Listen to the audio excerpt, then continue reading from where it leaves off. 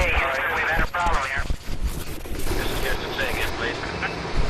Houston, we've had a problem. We've had a main beam unputtable.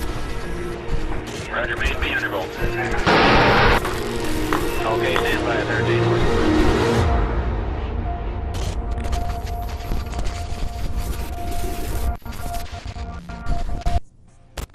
Bom, seja bem-vindo a mais um Conexão Ciência da TV Unifev. Eu sou o Michael Mello e hoje vamos falar de um assunto muito interessante, literatura de divulgação científica. Para isso eu trouxe hoje o meu amigo, engenheiro Carlos Cotas. Por favor, Carlos. É um prazer recebê-lo aqui no programa. Faz tempo que a gente está tentando trazer você aqui, porque você é muito difícil, né? Não nada. Professor, você é o coordenador do curso de Engenharia de Produção. Exato. Por favor, né? Diga sobre as suas qualificações, sobre a sua formação. Eu sou engenheiro químico, formado na UEM, depois eu trabalhei 10 anos como engenheiro na área de projetos químicos, né? Depois fiz um mestrado em administração de empresas, comecei a trabalhar na área de produção e gestão da produção e agora sou doutorando em engenharia de produção, né? Terminando, se Deus quiser, o ano que vem. E está fazendo onde o doutorado em Lá engenharia? na Unesp de Bauru. Unesp de Bauru. Conceituadíssimo, né? Sim, tem um Essa ótimo parte de curso. engenharia. É. E o que te motivou a fazer engenharia química e depois partir para a área de engenharia de produção? É porque nós na engenharia química nós somos treinados, quer dizer, o engenheiro de uma forma geral, você é treinado a desenvolver coisas, né? Então, por exemplo, eu sabia muito bem calcular um trocador de calor, eu sabia calcular um reator, eu sabia calcular um vaso de pressão, eu sabia dimensionar uma bomba. Mas logo que eu cheguei na empresa, que era uma multinacional alemã, o pessoal falou, muito bem, prazer, tal, mas aqui você tem esse projeto, você tem X dias para executar, você tem tantas pessoas para trabalhar com você e seu orçamento é tanto. Ou seja... Aí falei, meu Deus, eu tenho que aprender a gerir as coisas, né? Então, assim, Exatamente. o ato de saber calcular e dimensionar os equipamentos, para eles era básico e deveria ter, obrigatoriamente. Mas o meu trabalho para a empresa teria que ser gerenciar tempo, dinheiro e pessoas. Que são imprescindíveis para a engenharia atual, né? Que é a vida da empresa no dia a dia, né? E para isso eu fui para o projeto e para a produção. E hoje encontra-se na área acadêmica. E isso te motivou também a buscar pelo doutorado agora, né? Um entendimento maior. Exato. E principalmente no mestrado. O mestrado foi muito importante para mim. O mestrado sempre é uma barreira mais difícil de transpor, né? Porque quando você muda o seu modo de raciocinar, que você encontra aquela dificuldade. Encontra a metodologia científica e você realmente tem um choque, né? Essa é a diferença. Então foi muito bom. O mestrado foi muito engrandecedor, eu diria. E agora sim, professor Cotas, como que houve então esse interesse pela divulgação científica? Onde surgiu isso? Porque, logicamente, nós temos aqui um engenheiro, né? Mas a divulgação, a literatura da divulgação científica, por onde surgiu esse interesse? Por dois caminhos. Eu sempre fui muito curioso, e químico não pode ser uma pessoa muito normal. Então, não pode ser. Então, eu sempre gostava muito de ler. Eu não conheço nenhum. Então, isso aí na química você vai estudando a composição da matéria, aquelas questões todas e tal. Aí você vai começar a se interessando por isso. Aí eu fui buscando livros, textos que eu encontrava e ia lendo. E depois, como eu tinha um grande sonho de montar uma editora, eu acabei estudando mais ainda esses tipos de livros, textos que existem, disponíveis. Então juntou duas coisas. Mas mais é o lado engenheiro, o lado químico.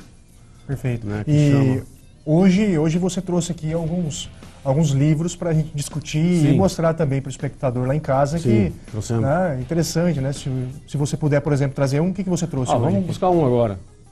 Esse aqui. Ótimo. E o que é esse? Esse é A Dança do Universo, do Marcelo Gleiser. Esse é um físico brasileiro. Ele escreveu esse livro, acho que foi o primeiro livro dele lançado no Brasil. E agora ele já está, inclusive, no selo. Ele foi lançado pela Companhia das Letras. A Companhia das Letras é uma das grandes editoras brasileiras, se não a maior hoje. E ela criou depois um selo chamado Companhia de Bolso, onde ela pega livros que fizeram sucesso e coloca e faz num custo mais acessível. Então ele já está dentro desse selo Companhia de Bolso. Né? E é um livro absolutamente sensacional porque ele conta a história da ciência. Então, até para adolescentes que queiram ler sobre isso, é um livro que eu recomendaria para começar. Marcelo Gleiser, A Dança do Universo.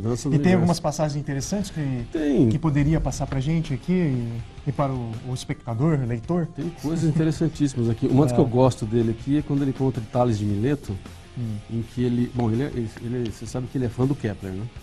Então ele conta as coisas do Kepler. Sim. Mas ele conta do Thales, que o Thales foi um dos primeiros caras a começar a fazer estimativas, projeções, né, futuras. Então, ele percebeu que haveria, por um determinado momento, um consumo muito grande de azeite de oliva.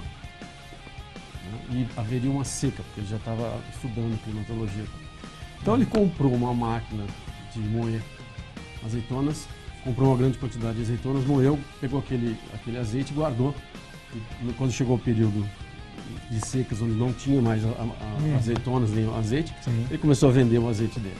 Você vê, né? O cientista já usando a previsão, né? A capacidade de previsão para isso.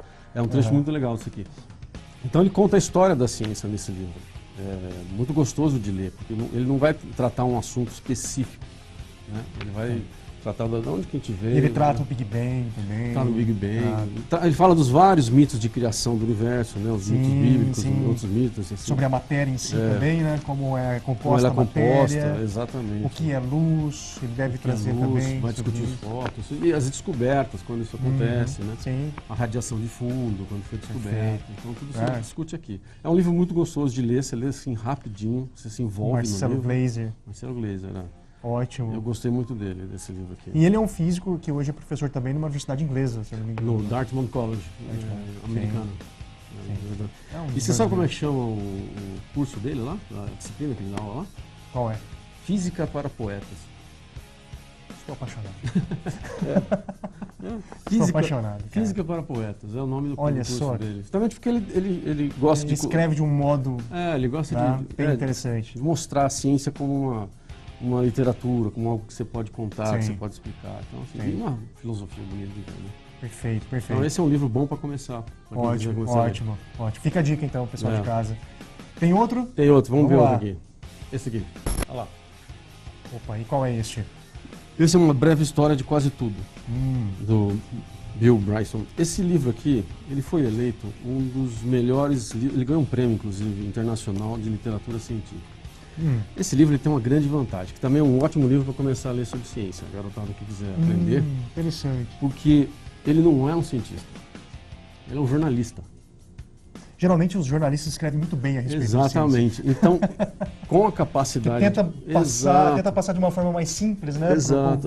Com a capacidade de contar histórias, ele vai tratando a ciência e vai te explicando com bastante fluidez, um texto gostoso, fácil. Então é um livro maravilhoso de ler, assim. Ele chega para você, primeiro ele fala assim na introdução do livro, quer ver? Ele fala assim: parabéns por você estar aqui. Acho divertido essa parte.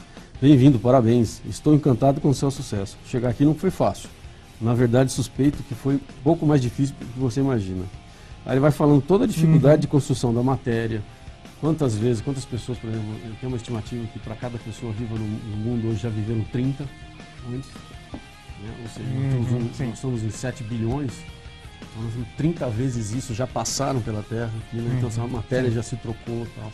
E ele fala que por uma sorte lascada, os átomos se reuniram e formaram você. E esses átomos vão e voltam e continuam sendo você. E a evolução continua, o progresso continua. E aí ele vai tratar o Big Bang, ele vai tratar as dificuldades da Terra no início. Cara, muito interessante. Ele vai falar de Einstein, né? Uma coisa interessantíssima aqui também, da célula. Ele vai entrar na parte biológica um pouco, né? E vai ensinando até a formação do homem aqui, né? É muito legal esse livro. O que mais te chamou a atenção no total do livro? Não é o texto dele, né? A forma como ele escreve, a forma como é simples. Você fala que isso que cativa. Cativa. E você entende, o leitor, né? Ele não fica perdendo muito tempo repetindo coisas ou tentando te explicar muito profundamente alguma coisa. Ele parte do pressuposto que você não sabe muito. Então ele vai sendo leve ali, né? Sim. Então ele é um livro que vale a pena ler. Eu acho que é um livro que vale a pena ter em casa. Sem contar que o projeto gráfico dele é lindíssimo, né? Eu adorei o design, né? E tudo, né? É um livro que vale a pena, cara. Olha só. A física das partículas.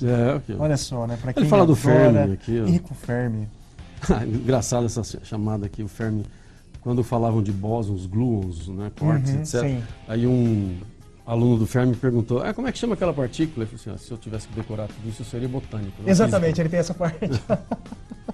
Ele não decora nada. Ele não decora E são nada. muitas partículas também, não dá pra decorar. Ninguém uns tem que 16, decorar essas coisas. Até o Bose, chega no Bose de Higgs aqui, imagina. Aí criaram os quarks para facilitar, Sim, depois sim, descobriram que sim, tinha. sim. Isso aí tá tudo Aí relatado. tem umas aqui. combinações com os quarks, tem pentaquarks É. também, tetraquarks, muita coisa. Tem o quark chato, né, também. Né? Tem um muita monte, coisa, é. muita coisa. É muito divertido. E ele vai contando isso aqui, se divertindo aqui. Eu gosto desse livro aqui. Perfeito, muito legal. Ó, a dica, hein? Como chama novamente o livro, só O para o livro pessoal chama de casa? Uma breve história de quase tudo. De quase tudo. Bill Bill Bryson, Bryson, Companhia das Letras. Fantástico. Ótimo livro. outro Companhia das Letras. Ela investe bem. Companhia das Letras trabalha muito bem com esse assunto. A Zahar está investindo muito nesse assunto também. Sim. A Atlas E é interessante, não, né? É interessante, né, Cotes? Eu acho que as pessoas precisam se interessar um pouco mais sobre isso, né? Porque Sim. eu acho que eu vejo muitas pessoas muito longe dessa realidade que nós temos. Temos muito conhecimento, Sim. mas é pouco divulgado, sabe? Pouco divulgado, Pouco divulgado. e as pessoas são pouco instruídas para isso, né? Sim. Aliás, a gente pode falar de um outro livro sobre esse assunto.